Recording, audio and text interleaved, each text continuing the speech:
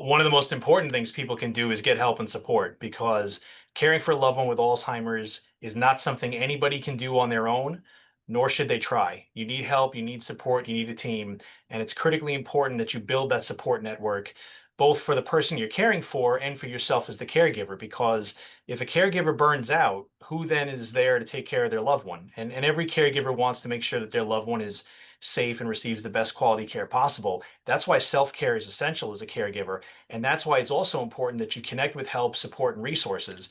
And that's why the Alzheimer's Foundation of America is coming down to South Florida next week to provide a free educational conference for caregivers about Alzheimer's disease, brain health, and caregiving. So it's taking place on November 19th in Boca Raton. It's free, it's open to everybody. All you have to do is just visit our website at alzfdn.org.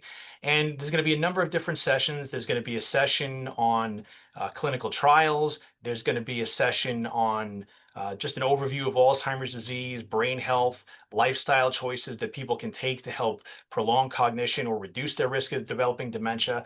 And there's also going to be a session on interpreting behaviors because behaviors can be forms of communication, especially when you're dealing with somebody who has dementia. Because dementia-related illnesses like Alzheimer's impact the brain and cognitive function, they may not be able to verbalize as they did in the past when they may have unmet needs or if they're in pain or if they're frustrated. So behaviors then take on these forms of communications. And that's why caregivers should know about some of these behaviors and also strategies to deal with them if they're noticing them in their loved one. We're also going to have free memory screenings throughout the day. So there's really something for everybody here. Memory screenings are something that we recommend for everybody.